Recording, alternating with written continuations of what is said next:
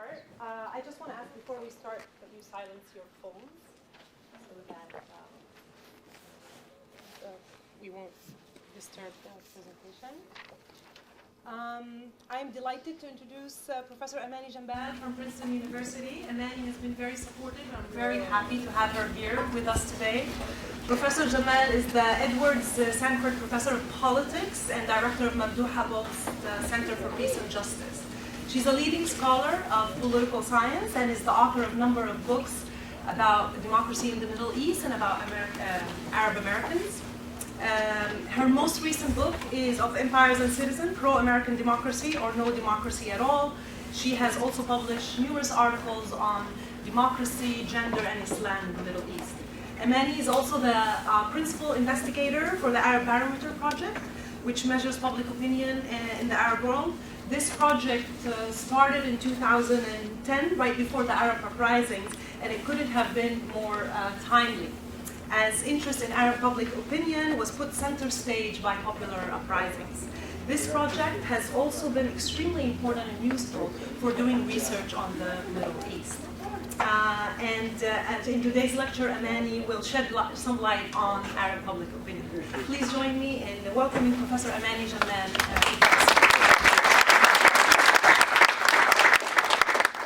Thank you so much, Professor Mata. It's a true honor and privilege to be here. Thank you all for turning out. I know everybody has busy schedules, so it's really delightful to see all of you here. Please, if you have any questions during the course of my presentation, feel free to stop.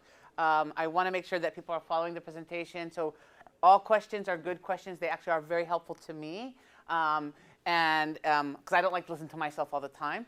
So please do feel free to stop. Raise your hand.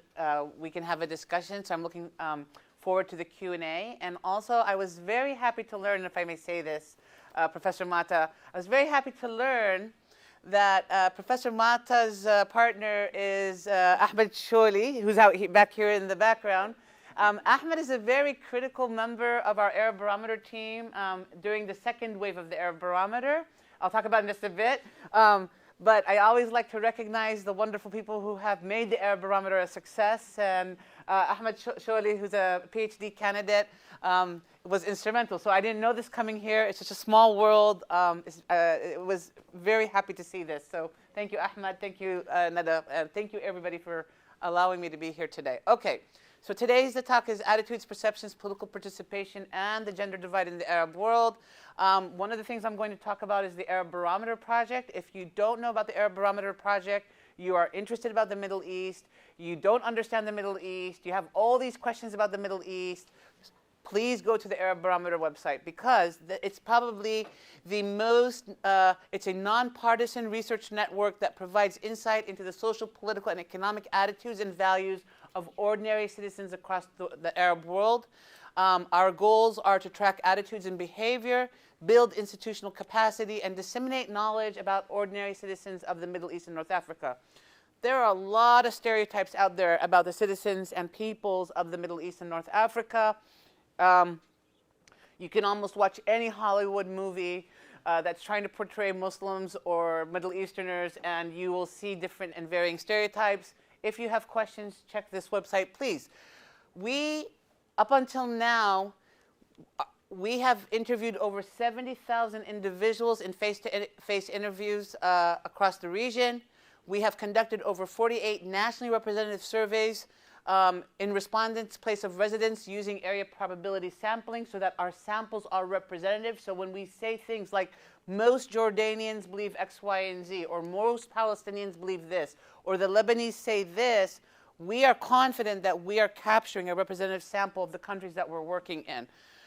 We've already conducted 5 waves across 14 countries.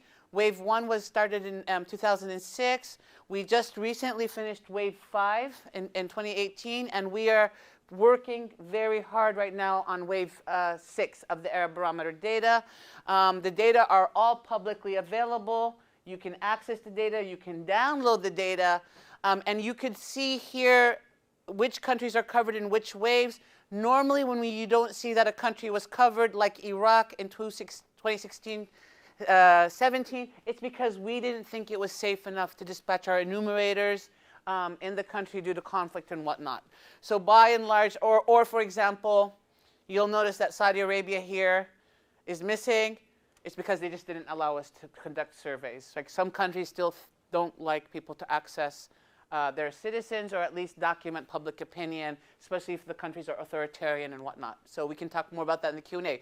But we asked about a host of topics, including economic issues, evaluations of political institutions, engagement in politics, and gender issues as well, which are some of the attitudes that I'm going to focus on in the talk. But for students who don't know how to handle large data, actually for students and others, including a lot of my colleagues and myself sometimes, I don't want to download the entire data set and have to look through the variables to find exactly what I need and run it on R or Stata or whatever platform you're working on.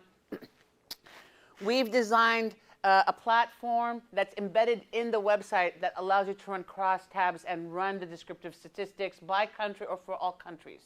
So there's really little excuse about not knowing what the true sentiment is because it's so easy and accessible right now. And you can do it both in English and Arabic. So for those of you who want to brush up on your Arabic skills, it's a wonderful exercise to go there. Okay, so some of the key findings from our wave 5, which is the most recent wave, was that perceptions of economic conditions are now worse in the Arab region than they were on the eve of the Arab uprisings. If you've been monitoring developments in the Middle East, you know that the Arab uprisings happened in 2010, 2011. One of the chief grievances underlying the economic or the Arab uprisings were economic grievances, right? We can talk about, it's sort of sad, right? Because we often associate the Middle East with all this oil wealth. The truth is that oil wealth is really concentrated in the oil wealthy countries. The vast majority of citizens don't have access to that oil wealth, and the economic grievances are a serious issue facing many of the citizens, especially the youth populations in the region. Few across the region say the government is effectively addressing key challenges like unemployment and inequality. So again, this crisis in terms of what governments are doing to sort of address the economic problems that the societies are facing. Trust in government, parliament, and civil society are low and have fallen since the Arab uprisings. Nevertheless, most still favor gradual reform over rapid reform. Other findings: perceptions of the degree to which basic freedoms are guaranteed has dropped precipitously over the last 5 years. After a decade-long decline, the desire to immigrate is now increasing, right? So you think about all the problems of immigration facing, the immigration debate in Europe and elsewhere, like our own country. Think about the pressures of immigration are coming from what segments of the global population. Support for democracy remains high, but relatively few Arab publics understand democracy in primarily procedural terms. When we ask people, what do you think of democracy? Most people think of it as social justice. Social justice, economic justice, freedom, and fairness. So they don't necessarily link it, just to the right to vote or the political right to vote, right? So that, and we often say this, right? If people are having challenges meeting subsistence needs, they're not going to prioritize democracy over feeding their children. So just keep this in mind as well. Citizens across MENA largely affirm that women should have equal rights to men, but they question if they should play equal roles in society. And we'll get at this in just a bit. So there are some of these very patriarchal attitudes that still persist. Arab citizens are distrustful of Western aid and favor Turkish foreign policy over those of other major global powers. So Turkey's popularity has risen all across the Middle East. And I'll show you some results. So really quickly, just to give you a sense of what's going on with the economic perceptions in the region, the percentage of the population who say the economy is good or very good. Kuwait, of course, 77% of the population says it's good and very good. I don't know if any of you have ever been to Kuwait, but you would understand why if you were there. Things are quite going well for the citizens of Kuwait. It's a classic frontier state. There's a lot of oil wealth. The Kuwaiti citizens are well taken care of by their government. Outside of Kuwait, things are not so wonderful. Egypt, 41% say things are good. Every other country, you don't see, it's a third or less who say that the economy is very good. Now, what's most depressing for me as a student of Middle East politics is Tunisia. Why is Tunisia depressing to me? Because we're still parading Tunisia as our only democratic success story, right? It's the only country that has, quote unquote, successfully transitioned from authoritarianism to democracy, and it has struggled immensely since that transition. So if you're trying to validate or legitimate the democratic process to the citizens of the region, and they are only 7% is happy with the economic situation, it's quite sad. I was in Tunisia in July, and I was in a taxi with a taxi driver who was about 23 years old. You know, and by the way, taxi drivers are always the best source of information, right, in terms of research, field work. So I'm in the taxi with a driver who this is in the summer of 2019, July 2019. So during the Arab uprisings, he was no more than like 14 or 15 years old. And he was driving me to my hotel, and he said, me and my friends, we wish we had somebody like Ben Ali come back to power. Like, you know, Ben Ali was a ruthless dictator, but the fact that even the younger generation is complaining about their inability to find jobs, and they'd love the old dictators to come back who can, they think that they can link that to economic prosperity, is very troublesome. Here it sort of shows you, if you look at the across time data, you'll see that economic assessments were higher in the pre-Arab Spring moment than the post-Arab Spring moment. So here's Tunisia at the eve of the Arab uprisings, and most of the grievances were economic. 27% said the economy was very good. That has fallen to 7% today.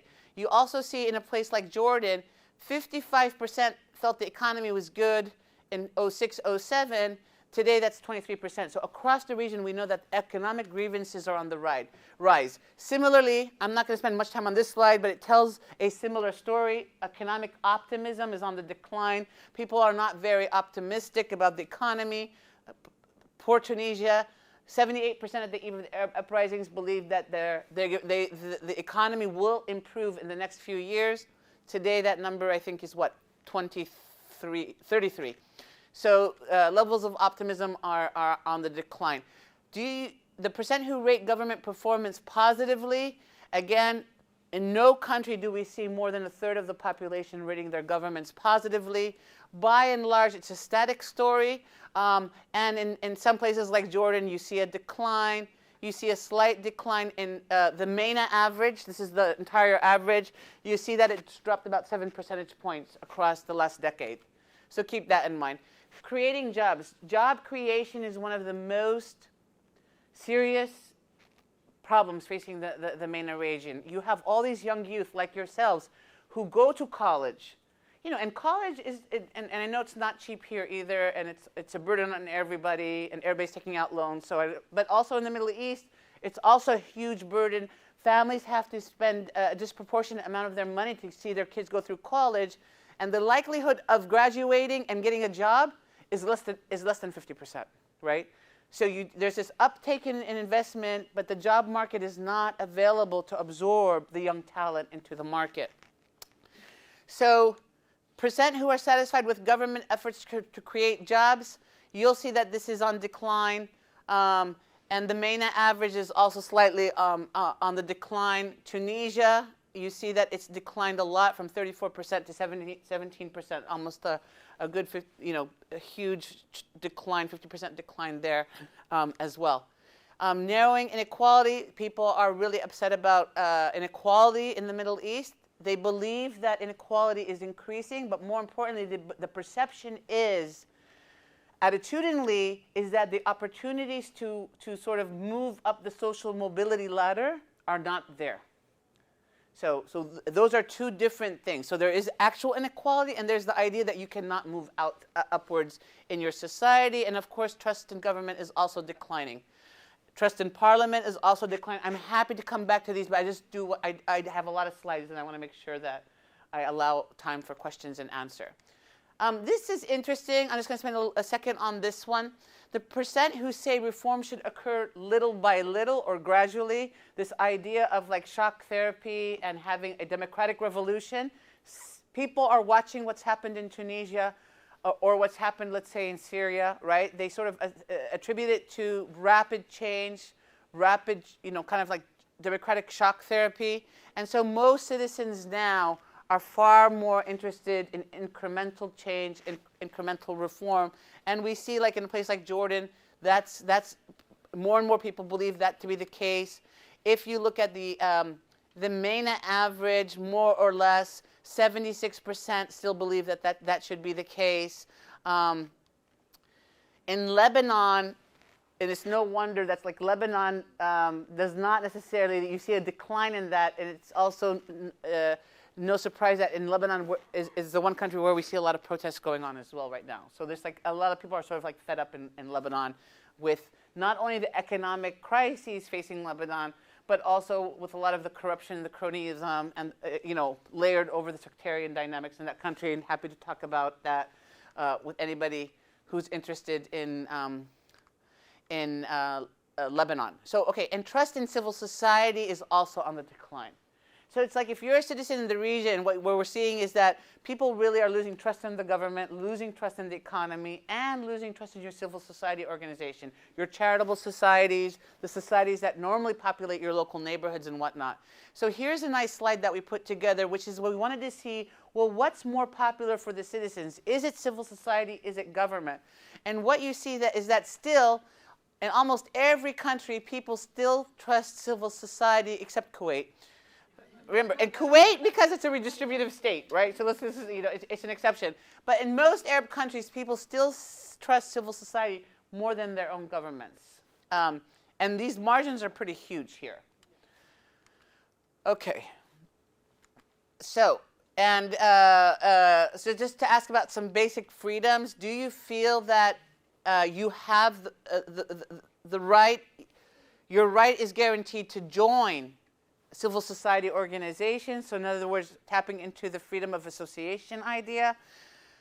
Most people, it hovers around 50% in most populations. So 54% of Moroccans believe they have that right. 40% of Iraqis, remember, Iraq is that whole story that we built a democratic Iraq. People don't believe they really have the right to associate. And this is on the decline in every single country. So people feel that their political rights, or at least their rights of association, are being taken away. The surveillance technology that's now available to Arab governments to monitor their populations and movements is just growing.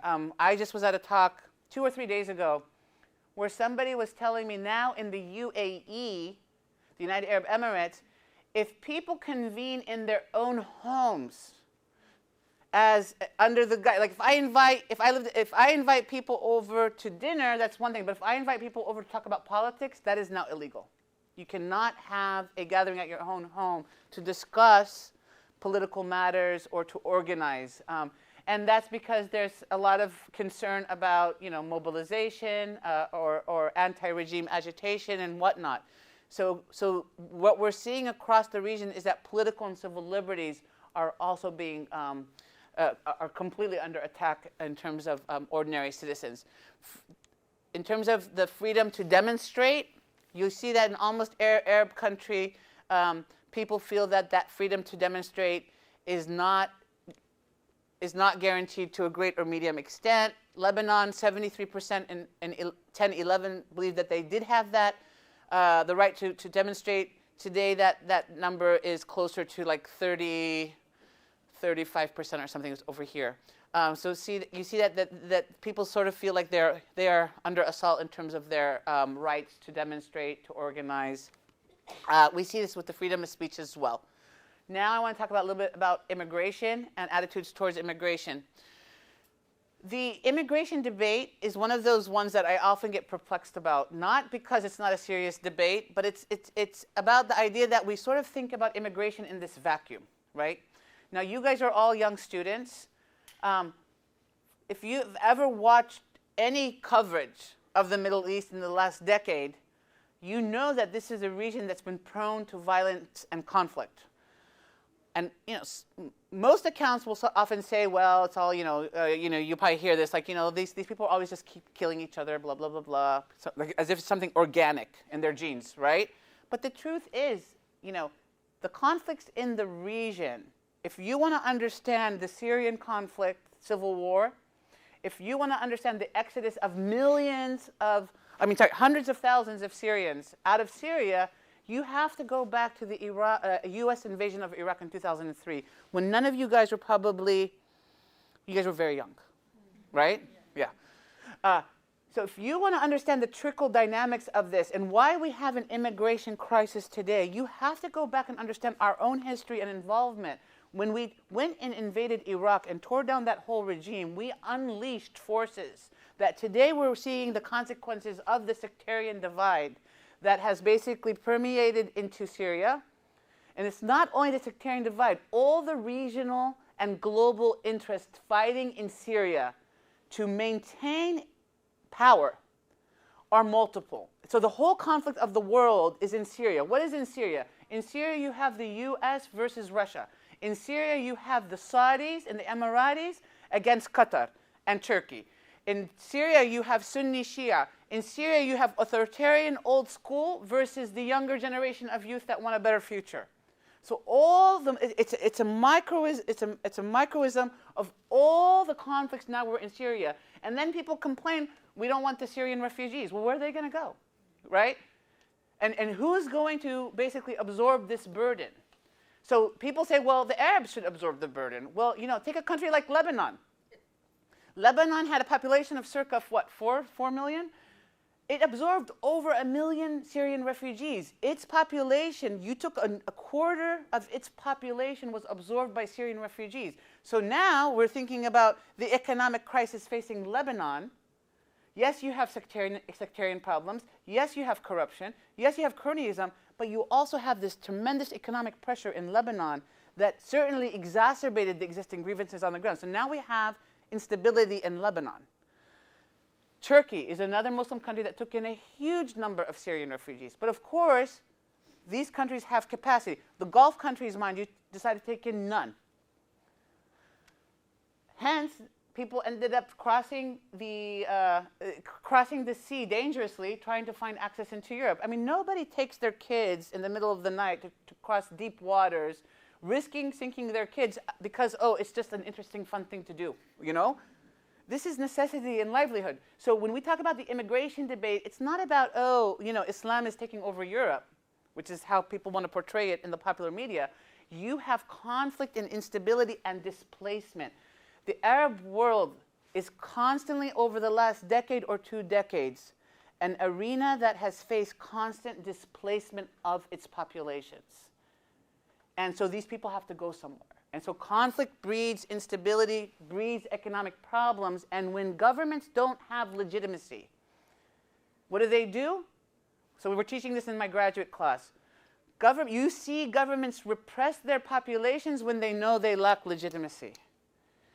And when governments, think about your own democracy, when governments begin to know, or at least leaders think they're not popular, they begin to take away our freedoms gradually. You guys are the next generation. Democracy is not enshrined, it is reversible. We see this in the Middle East, so you guys got to be vigilant. Okay, so no more lecturing. Okay, immigration. Let's go back, sorry. It's a large, okay, here we go. The percent who have considered leaving their homeland. Sudan, conflict. Jordan, economic problems. Morocco, economic problems. Iraq, Tunisia, these are the percentages of the population that want to leave their homelands to emigrate. More importantly, this is the youth, this is your age group versus the older age group. Majorities of Moroccan youth want to leave their country. Majority of Sudanese want to leave their country. Majority of youth. So in every single country, your youth populations would like to leave, and that the number is slightly, it's static. It's increasing since more or less the Arab Spring years. In 2006, 2007, this is post-invasion, so these numbers are sort of there. But these are nevertheless huge percentages of the population that have considered immigrating. Where do they want to immigrate to? The majority want to go to Europe, that's 36%. 24%, a quarter want to go to the GCC, but the GCC has probably the most restrictive immigration regime for citizens. Another quarter want to come to North Africa, and about 17% want to go to another part of the Middle East. Would you consider immigrating illegally? Like basically coming into a country illegally? Again, you see considerable percentages of the population who would consider leaving illegally. And again, remember, think about this, right? Who really wants to leave somewhere illegally, get snuck into another country, and then live as an undocumented citizen for a very long time? So it sort of just tells you about what's going on in the mindsets of individuals. Nada, am I good on time, or should I? Okay, so is democracy bad for the economy? Look at Tunisia. 40% today believe that it is bad for the economy. At the eve of the Arab Spring, 17% believed that it was bad for the economy. Today, about 40% believe it's bad for the economy. So people are becoming more and more disillusioned with democracy. It's not solving their economic problems. Support for democracy, nevertheless, is still high across the region. And the primary definition of democracy for people is, look here, jobs for all. And then government provides security, because remember, the people of the Middle East have been dealing with a security crisis with conflicts, displacement, and whatnot. And then people will say things like freedom of the press and multi-party elections. So in terms of thinking about your basic necessities, jobs, security, these are primary needs that every population needs before they can think about liberties. Now gender. Sorry, I kept it for last. Okay. So we've seen some really interesting changes over the last 10 years when it comes to gender. The percent that say women can be president or prime minister of a Muslim country, almost in every single country minus Algeria. And my Algerian friends always say, like, where'd you get that number from? It's like, well, this is public opinion data. I didn't make it up. People get offended, but it's a good sign that people get offended now, right? It's not like, yes, we don't want those women to be president. They're like, this is embarrassing. Yes, it is embarrassing. Yeah, but majorities in almost every single country believe women can be president or prime minister of a Muslim country. The highest percentage is Lebanon, Morocco, Iraq, even Palestine that doesn't have a state, 60%. Which is all very good. In some of the more conservative countries, Yemen and Kuwait, it's a problem, right? 50%. That's in terms of political representation, we see support. Now we get into sort of like personal status issues. For those of you learning about women in Muslim societies or Arab societies, the personal status regime still more or less regulates women's family life. And that's where there's a lot of scholarship has focused on, well, for women really to have equal rights, they need to have equal rights in the family. And they need to have equal rights related to things like divorce and child custody and the ability to pass on nationality to their own children. So these are some of the big debates going on in the region, and I know we have experts here who are working on these issues, so I'd love to have a wider conversation about this. But we've been tracking the divorce. We've been tracking this attitude, the percent of saying that women should have equal rights to men in divorce. This percentage is on the rise over the last decade. So now in Lebanon, 88% of Lebanese believe women should have equal right to divorce. All the way down. And so these, Yemen and Sudan, are where we see the lowest percentages. But remember also, these are probably the poorest countries, right? Of our sample. And if we also link basic modernization indicators like education, like human development, like employment to efficacy and empowerment for women, this is how you could explain maybe this divergence. But these numbers are on the rise, and it shows that there's more and more acceptance of women having equal rights. Still, even though we're seeing more rights for women, there's still the underlying attitude that men are better political leaders, right? And we see some of this debate still in the U.S. today with the Me Too movement, that despite all the achievement, accomplishments that women are making, They're still earning less than men for the same job per dollar. They're still subjected to harassment in the workplace. They're still like having to put up with every now and then, like, you know, wink, wink comments that really are irritating. So I think this is a global problem. It's not unique to the Middle East. So in terms of thinking about women's empowerment everywhere. Furthermore, in terms of dominance or structure or power in the household, husbands should have the final say, percent who agree regarding family decisions. Here we're seeing, in all countries, the majority of people believe that men should have, or at least husbands should have that final decision. So this is an issue in terms of thinking about, you know, patriarchal norms that govern household relations, things of that sort.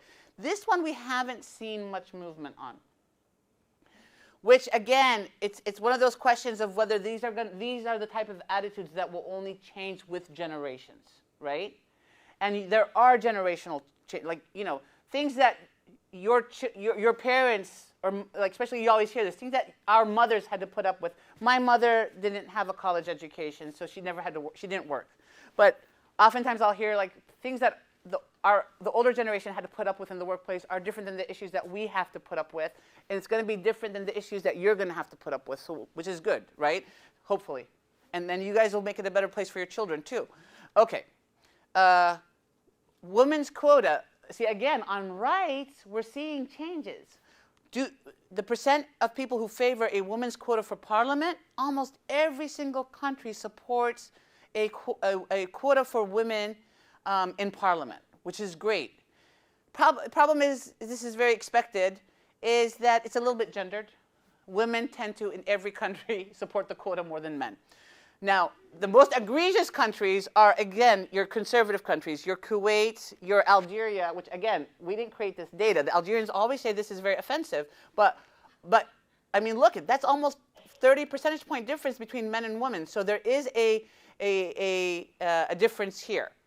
Which always, I mean, just for the students working on women's issues, these results have always perplexed me as somebody who sort of traverses both academic discourse and policy discourse, because disproportionately the policy projects are designed to empower women in the Middle East and elsewhere, and they target women, and they put these women in these workshops, and they teach them how to be empowered, or they try to empower them economically.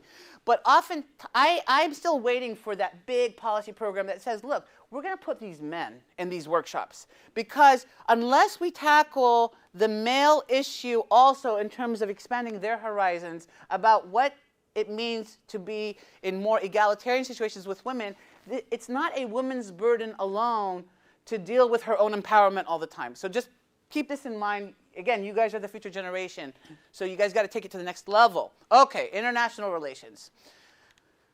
This is, yes, so this is, the BBC ran this story with our data, which we were very honored that the BBC picked this up. We got 2 million hits that day, which was great, on the BBC website.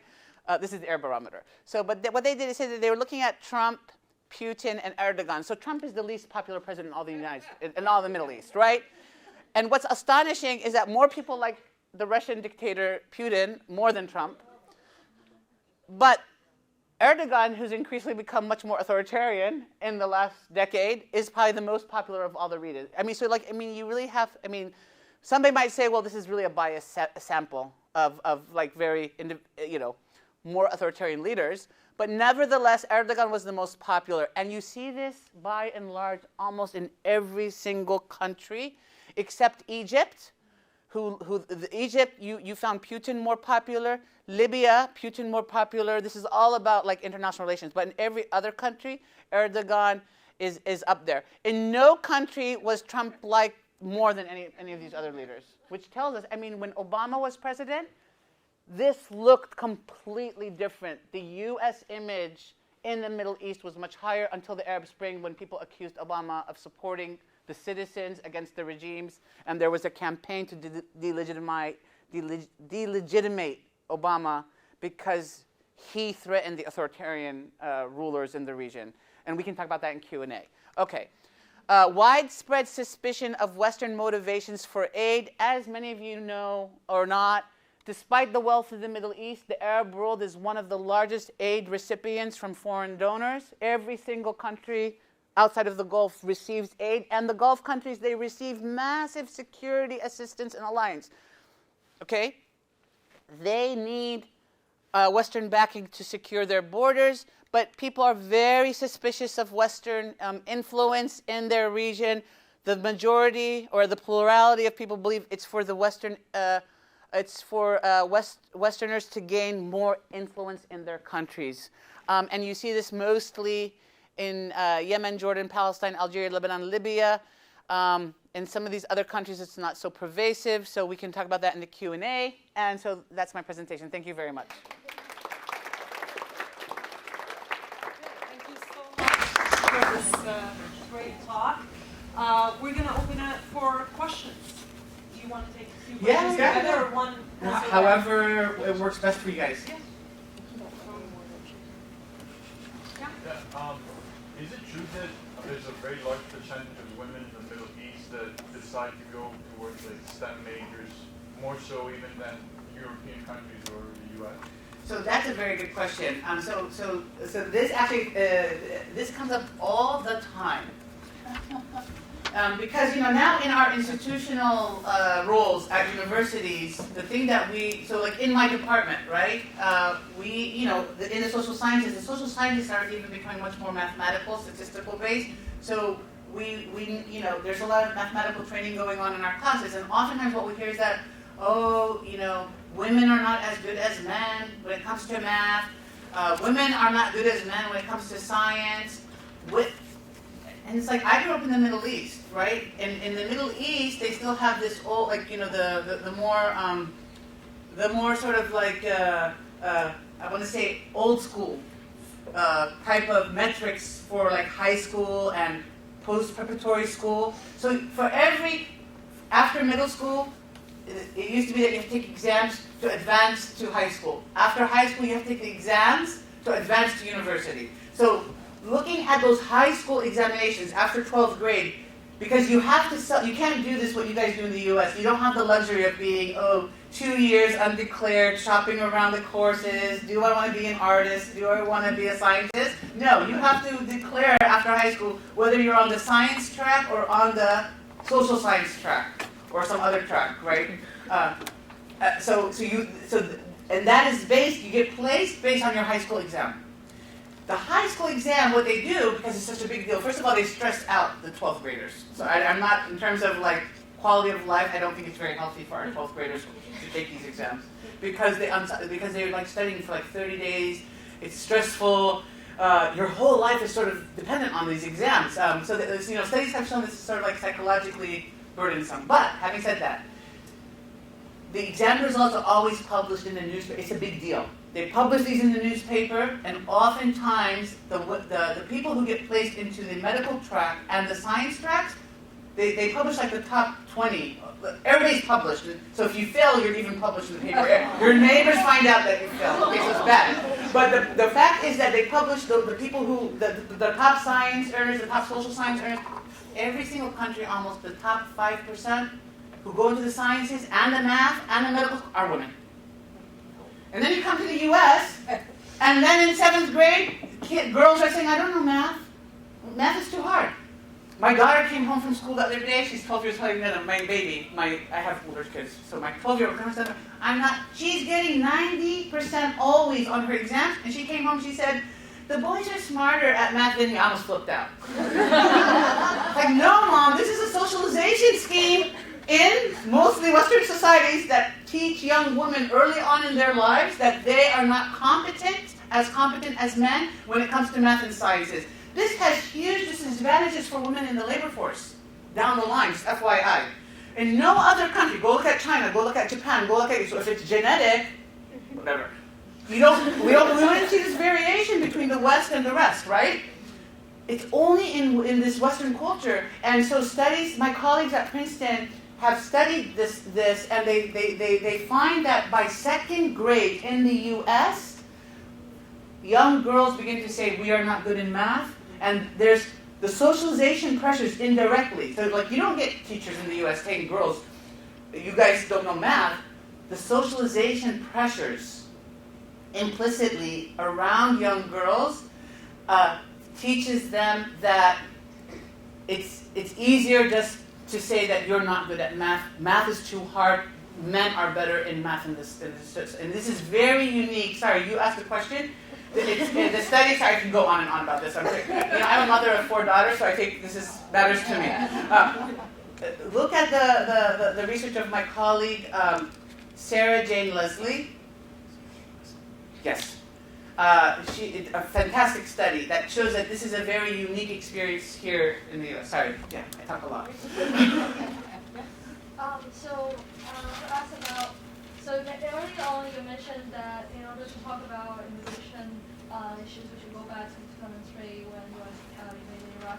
So I want to ask your point of view on international institutions and how UN approach on this matter back recently or in the future. So what can international institutions do better for immigration? So remember, international institutions are there to aid, to ensure that basically, by and large, that they're reducing human suffering.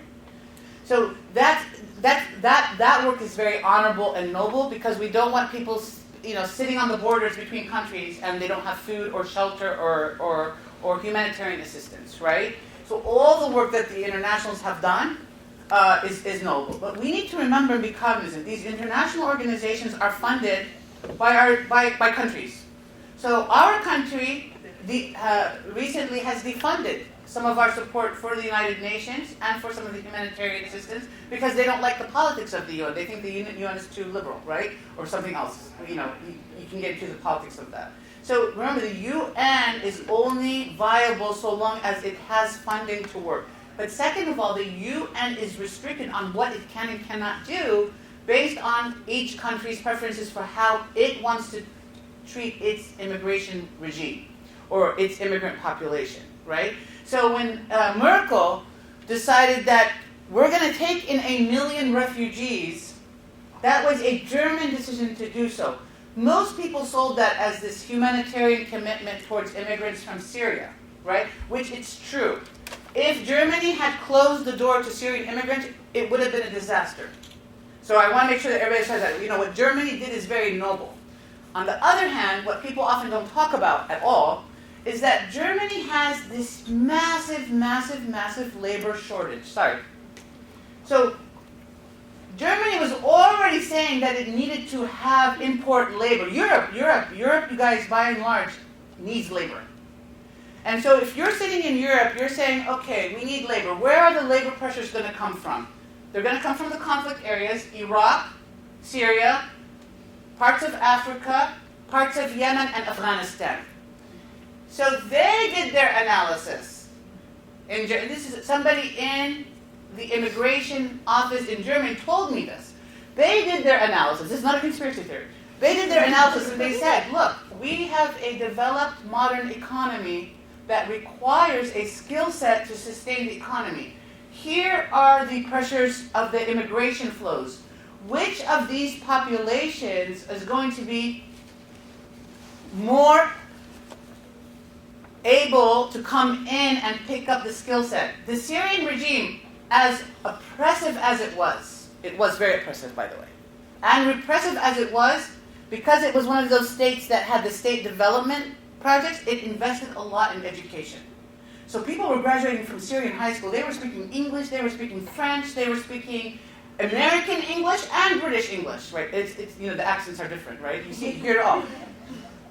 Math, science, they were very educated. And they were showing in their studies that if you brought somebody from Afghanistan in Germany, it was taking them X number of years to learn German. The Syrians were learning the German language much quicker.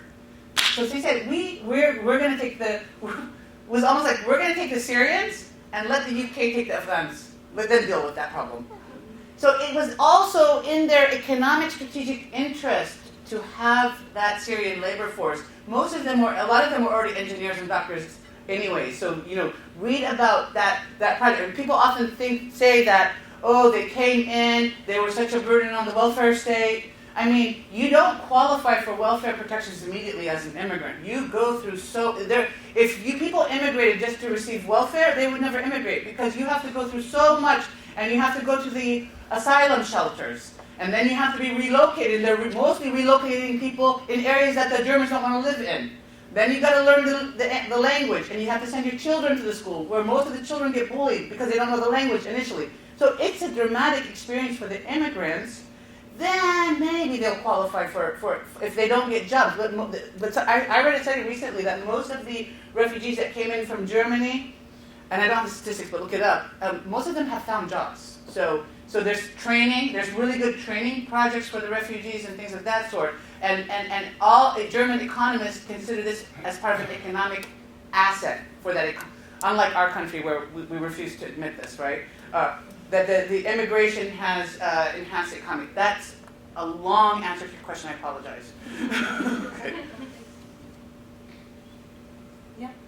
I have a question just about like your sampling and methods. Yeah. When you were asking questions about like gender differences, did you have like the husband and wife sitting in the same room? Because I can see like how that could potentially affect. Yeah, that's a very good point. So we only do face-to-face interviews, and all of our interviews are done in the household. We do ask the question of whether or not on our surveys the husband is in the house or the wife is in the house. We try absolutely not to have anybody else in the room when we conduct the interviews because of what you just said. That's why for every household we send both a female enumerator and a male enumerator, so that because of the culture and norms in the Middle East, you want a female to interview females and a male to interview males. So we try to isolate those effects. Just bring back to your story about the cab driver you had who had said you wish that he had a dictatorship like he had when he was 14. A return to dictatorship. Yes. Do you think a similar effect would be possible with like gender views? Like could generations not fix the problem? Could there be like a revert back to how wishing? I'm sorry, I can eloquently. Wishing that women stayed home and never had to be. Yeah, like a revert back to this progress we're seeing now. Yeah. So okay. So I don't think that would happen, let's say, in countries where women are able to access the labor market and women are doing well economically, or at least have the ability to sort of move up the social mobility ladder. The Middle East, where when you're doing especially qualitative work with women in the Middle East, again, and I'm curious to hear what others have to say. So the patriarchal system in the Middle East, it sort of works maybe similar to maybe the patriarchal bargain that existed here in the 1800s, right? Which is the following. And I want to say something about that comparison, because oftentimes when you say, oh, well, the U.S. In the 1800s and the Middle East in the 2000s, like clearly they're backward. No, I want to make sure I'm addressing, I'll talk about that too, in terms of just instruction. But back to your question. So the patriarchal bargain as such today is men are, in the Middle East, by and large, in most of the societies, men are the primary breadwinners of the family. This is the bargain. Like, women will take care of the children, men will provide for the household. So even if women get jobs, women are entitled to save their money and not participate in household expenses. I mean, this idea, so this is sort of like this traditional, like, patriarchal bargain. Now, so even recently, we asked this question, not on the Air Barometer, but on other work I'm working on, of Tunisians, of Jordanians. You'll see vast majority of women still will say, I don't want to participate in the household expenses. I believe it's my husband's duty to do that.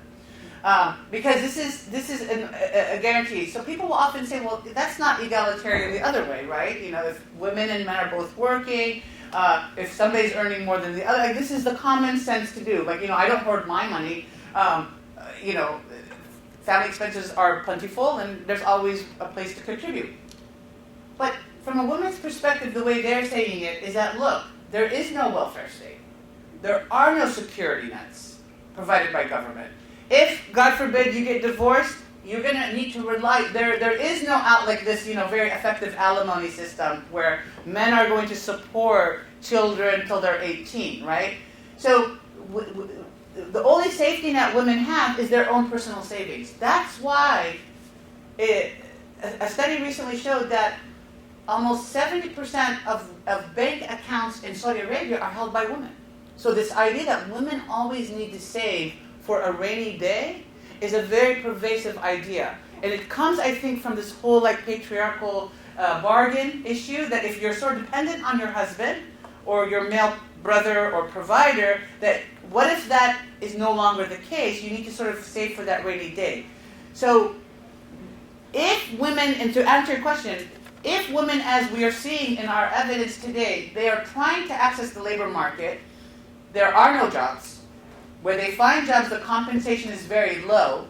There's very little room for upward mobility within your job. So if you're sort of like employed in the public sector as a secretary, you're probably going to stay there for 30 years as a secretary in the public sector. Staying at home, and you're going to earn $200 a month, right? $200 a month is not going to do much. You'd rather stay at home and take care of your children and make sure that you're embedded in a patriarchal box. So it's very strategic also. So just keep this in mind, that unless women are able to find upward mobility outside the domain of the household in terms of the job market and government securities, the patriarchal bargain is going to be very attractive. They will want to keep reverting backwards. And we're seeing this. Morocco has adopted the most aggressive gender reform program in 2005 under the Madawwana. Today is 2020. 15 years later, we have fewer women in the labor force in Morocco than we did in 2005. Because why? The jobs are very bad. They don't pay well. And for women, it's easier to stay at home. I mean, like, especially if you have young children. Look at in our country where we don't have universal daycare. It's a nightmare for young parents who are trying to start their lives to juggle family demands and babies, because it's so expensive. You need $3,000 a month for daycare after taxes. It's just incredible. Sorry, I mean, like, and now I sound like Bernie Sanders. but keep this in mind, like, if you want young women to thrive and you don't address these fundamental problems, it's going to be very difficult. So I sort of think, like, my daughter lives in Berkeley, and Berkeley's so expensive. Like, you can live in a one-bedroom apartment for like $3,000 a month. If you paid me $3,000 a month, now I don't want to sound like that's some area, but like these are like old places. It's so expensive. So daycare is even more expensive. And then you have this whole movement of women needing to stay home with their kids because you're nursing, which is great. I support all of that, right? But I believe also in this economy, when women take that kind of time out of the labor market, for 2-3 years, it's very hard for women to get back in the labor market. Now, you can criticize the labor market and say that we are too capitalistic, we don't take care of women with children. I agree, but it's also a matter of affordability. Women cannot afford, and families cannot afford $3,000 to $4,000 or $5,000 a month for childcare, especially if you want your kid to go Montessori. Oh my God, that's incredible. Sorry. That upsets me. Thank you. You're welcome. I will calm down on my drive home, yeah. You and then Ahmed. So you were talking about the different places you gather data in. Yeah. Do you ever have any intentions of trying to find data in the Gulf states? So we do have intentions of finding data in the Gulf states, and we go to the Gulf states every time, and we try very hard. The Gulf states will not give us access. And if they don't give you access, that means if you're knocking on people's doors, you can get arrested, or the people who respond to your surveys can get arrested. So and I don't see that, I don't want to sound pessimistic, I don't see that changing anytime soon. But we're going to keep trying. Yeah. Are you from the Gulf? I live in Qatar. Qatar. So I have to say, Qatar, we have at Qatar a partner at CESRI at the university. They're lovely. And they've worked with us. We have funding from the QNRF, which is the Qatari National Research Fund. And we've run the Arab Barometer in Qatar, but we were told we could not release the data. So we have it. We could look at the data, but we're not allowed to talk about the data. So I would say, like, we have good relations with the Qataris. Nobody take away our funding. Okay. Medina? Do you think if the project wasn't based in the U.S., that you've also been able to sample ordinary citizens in Iran?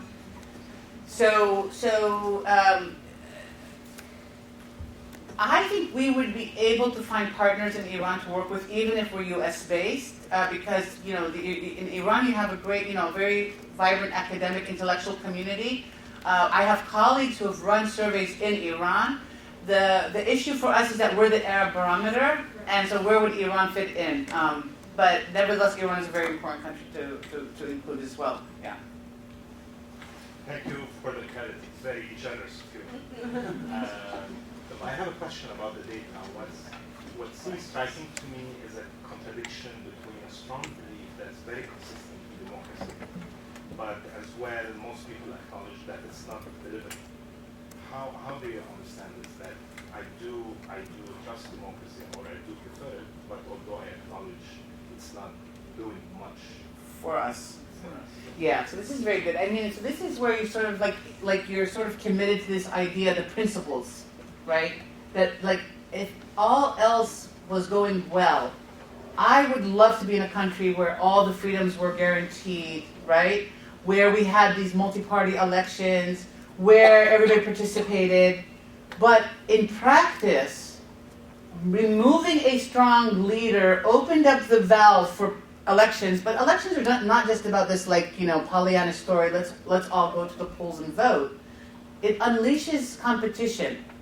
It unleashes sectarian divisions. It unleashes basically segments of the population that you're worried about ruling you, right? So I've written about the fears that if you allow the Muslim Brotherhood in these countries to run, people will always be worried that, the countries will become too Islamic and they're going to impose a lot of laws that would undermine democracy.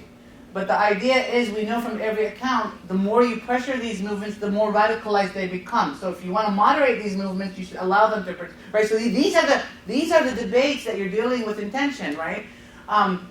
Even in this country, right? In this country, we're having a debate about, democracy is supposed to produce leaders who respect democracy, right?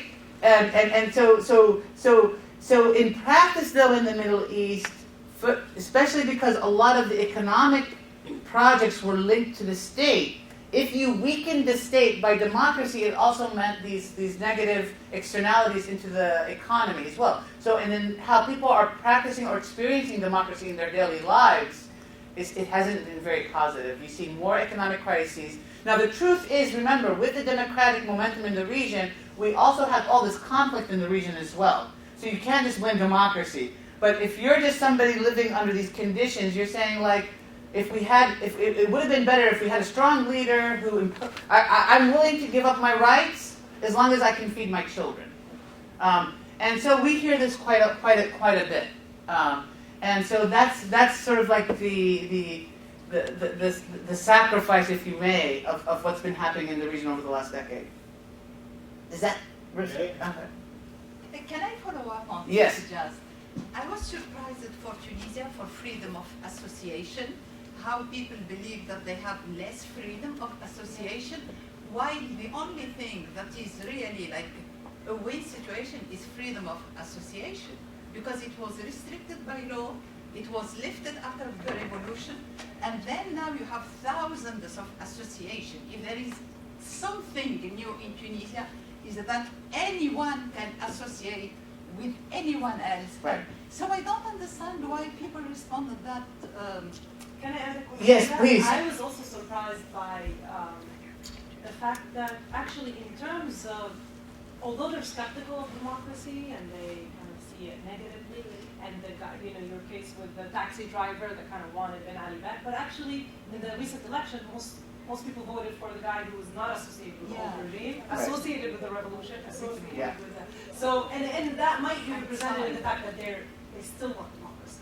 Yeah. In spite of all. Well, so this is really good. I mean, so these are good questions that people, I think, are still committed to democracy, want to see democracy, some hope from democracy, but they're not just, they need to see other things happen for them to be fully supportive, or at least remain fully enthusiastic about democracy, which is the issue of economic development, right? And so again, this is a debate, right? So when Tunisia was transitioning, if you look at the policy tools, a lot of people were saying, okay, let's go in and teach people how to be tolerant, how political parties should negotiate with one another, how political parties should respect the democratic process. And some of us would say, well, that's all important, yes, but you need an economic aid assistance package to ensure that there's jobs, right? And that, of course, is massive. So no foreign donor has money or the temperament, right, to sort of ensure that a country moves on an economic development trajectory. Remember, the lifetime of policymakers in the international organizations is about 2 years. So you need to say, I've run 4 or 5 workshops with my little budget. That looks good. I mean, so it's sort of like this, this problem that's sort of embedded or endogenous to the way international organizations work. Monitoring an economic development agenda over 10 years is not anybody's prerogative, because remember, the average lifetime of a servant in the international organizations is 2 years. The average term in office of most elected leaders in the democratic Western world that sort of give a lot of the aid is like 4 years. So nobody's going to get invested to a 10-year period. So this is like, there are these sort of structural issues.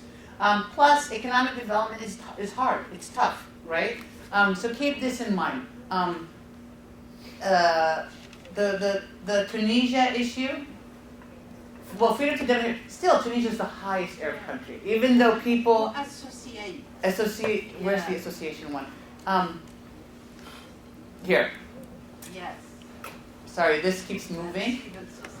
So we see Tunisia, you have 67% versus 49%, so it's 18%. So it's a good majority that they believe civil society does all that it can, but you want freedom of association. Yeah, freedom of association. Where is that? Here it is.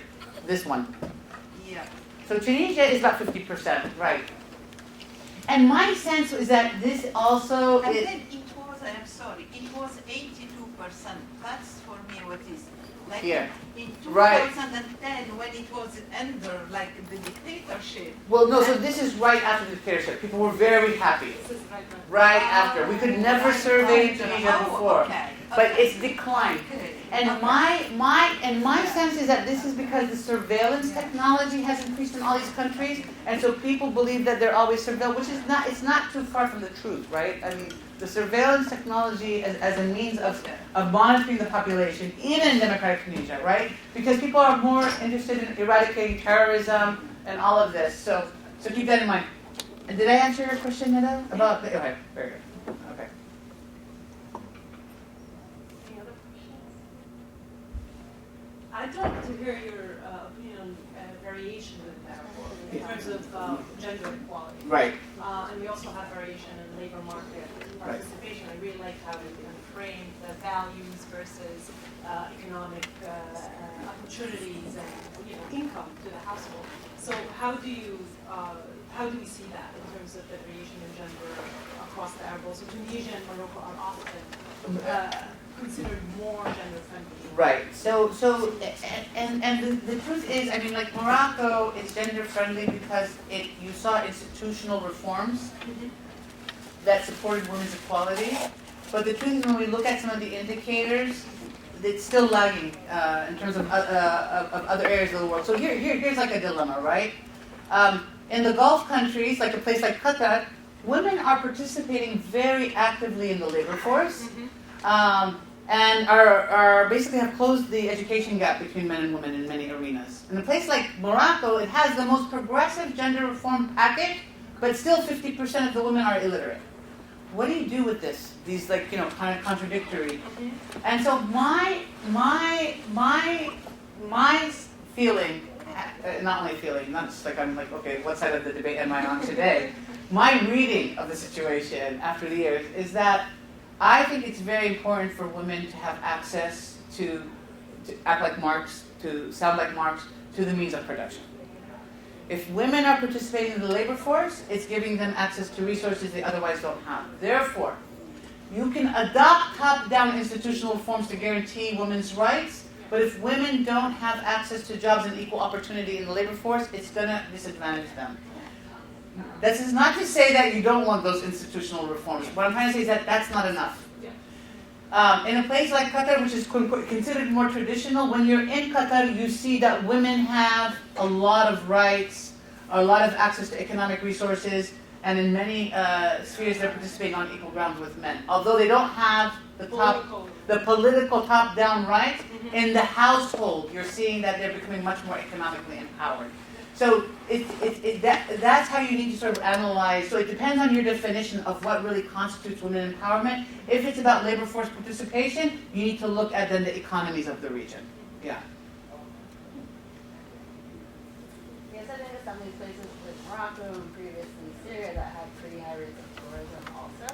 And I'm wondering if you see or have read anything about the intersection of levels of tourism and how these countries think about gender, either from like a positive or negative perspective. So sorry, I didn't hear About tourism? Tourism. Like, especially Syria and Morocco, because of having experienced previously pretty high rates of tourism. And if those have any influence on thoughts about gender, either positive or negative. So my sense is that, from sort of my understanding about the tourism sectors and the segments, is that most people see tourism as an economic asset to their countries. So most people want to see more tourism. They think that it provides helps create jobs in the service sectors and whatnot.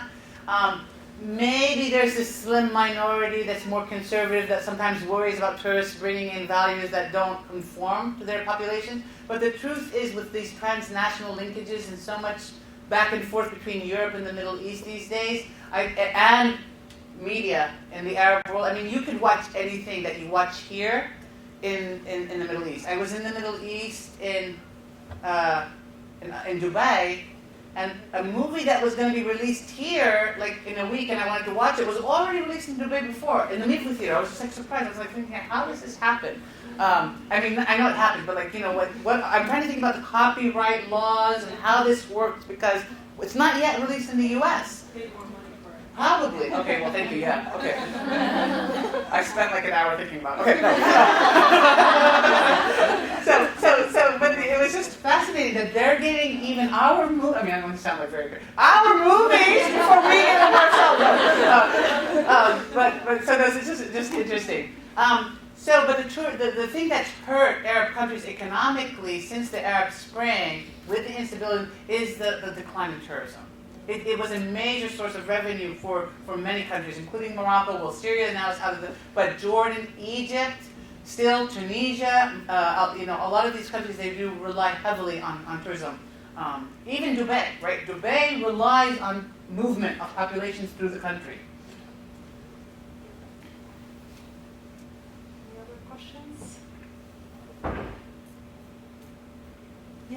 I was wondering if you could elaborate a bit more about the international relations, specifically MENA views on Western politics, under Trump, and you were briefly talking about Obama as well. And I was wondering if you could talk about kind of that situation, that that period with Obama and Arab Spring, and kind of how that was kind of influenced in the views of people in MENA. Okay, so there is. Let me to simplify some of the debate. This is try to minimize it. There's a debate that goes on in the Middle East, which is the Arab world is not ready for democracy because you don't want to unleash the populations.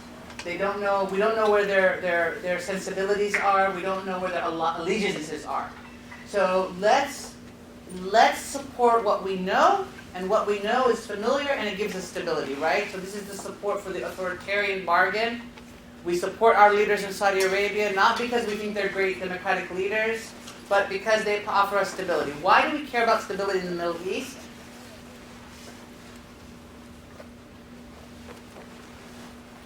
Anybody? Why is stability so important in the Middle East? Oil.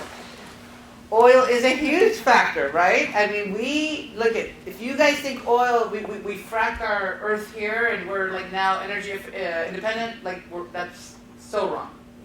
First of all, even if fracking is not destroying our environment, which it is, but even if it's not, it still costs about 10 times more to extract a barrel of oil from fracking than getting that barrel of oil in Saudi Arabia. So easy to extract from Saudi Arabia, and cheap. and affordable and accessible. And even if we're not that energy dependent, which we still are, but even if we were less energy, Alfred, you say that we're now 85% energy independent, we're out, the rest of the world is not energy independent. So look at what's happening with the global economy because of the virus in China. Look at every single economic, the British Airways just said that its revenue is going to be down because it can't travel to China. Australian Airlines just said that. Apple Computers is suffering in its stocks because our production chains are in China. This is just because in one area, I mean, it's huge. It's a huge scare. But because of that, it's hurting the global economy. China is very dependent on oil from the Middle East. Japan is very dependent on oil from the Middle East. Europe is almost completely dependent on oil from the Middle East, right?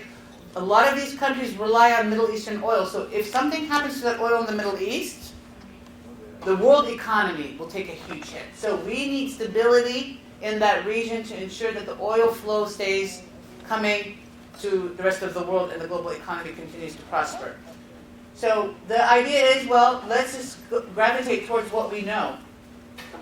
And let's not risk it because we don't know. Remember, we don't know what's going to happen with elections. You might bring these crazy, you hear this, crazy Muslims who have put Muslim allegiances to power, and they're going to become another Iran, and then they're not going to sell that oil. It's going to be drastic for the for the society. So this idea of let's stay with what we know, and so that's one philosophy. The Trump administration has completely endorsed that vision. We're going to stick to our allies. He visited Saudi Arabia. He has strong ties to the Saudis, to existing Arab regimes in Egypt and whatnot. Obama came to power. When he came to power, you guys were all young. It's like when my kids were shocked that Trump won the election. It was like, well, you guys have been basking in Obama for 8 years. You guys didn't understand that there could be an alternate reality in the world. Because, so these things happen. Obama, remember, he comes to power and he believes that in the idea that, look at the citizens of the region have suffered from a lot of repression. And if you want to counter radicalization and extremism, if you want to sort of make sure that the region becomes more stable, you have to empower the citizens of the region and you have to give them hope. So where did Obama give his first foreign policy speech? Egypt. He went to Egypt, authoritarian Egypt, and talked to the people of the region and told them that this was a new era. He's a very good speaker, hope, inspiration, and whatnot. But then when the Arab Spring started in Egypt, there was a big debate in the White House about, oh my gosh, do we side with Mubarak and keep him in power, or do we side with the protesters? And if you look at the statements coming out of the White House and the State Department during those 2 weeks, they were all over the place. They didn't know what was going on. Right? So eventually they sided with the protest, but then you guys saw there was this whole debate about, well, who's going to win the elections? Will it be the secular forces? Will it be the Islamic forces? The Islamic forces are not strong, and then the Islamic forces won, and then it was a shock. Oh, no, but they're moderate. They're going to work with us. What are they going to work with us on? The security arrangements with Israel. They're going to work on the security arrangements with other countries, right? These were very big concerns for the administration. So when you think about then the motivations of the U.S. and other Western countries, from the perspective of citizens, is that these security alliances, securing U.S. interests in the region, including oil and its alliances, trump, for lack of a better word, all the interests of citizens and ordinary lives and democratic momentum and whatnot. One last question? Yeah, one last question. Sorry, just curious because you bring up China and those people there. So I was wondering, what's China's One Belt approach and China-U.S. relationship? How did that play in your and how is that going to happen? So China, well, of course, there's China and the U.S. compete. So China right now is very much aligned with Iran and purchases Iranian oil. And so this is a sore point for the U.S. because the U.S. wants to impose sanctions on Iran and ensure that nobody buys their oil. So China has set itself up as an alternative geostrategic partner for a lot of countries in the Middle East. The truth is Iran sort of mostly gravitates towards China right now. Having said that, you do, as a student of Middle East politics, you do see the China footprint now in the region a lot more than you did, let's say, a decade ago. Certainly, that's the case in Africa as well. So China is an entity to be reckoned with. But I would say, in terms of the Gulf countries, like the oil countries, they're mostly strongly wedded to the United States. I mean, the security agreements between those countries and the U.S. are airtight. Yeah.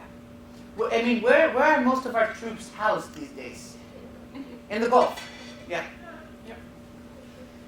Thank you so Thank you so much. much. Thank you. Thank you for having me. It's a great lecture and Q&A. So it's very, very interesting. Thank you. Thank you. Maybe it's not real. Maybe it's just anecdote. How do you say anecdote? Anecdote. Yeah. Thank you. Some people say that the current Tunisian president is also allied with Iran now and with China. That's also that's what is being said as well.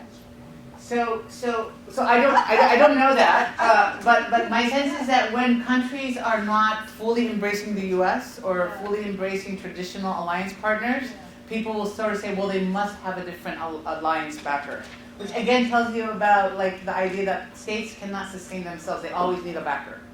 Yeah. Thank you. Thank you for coming.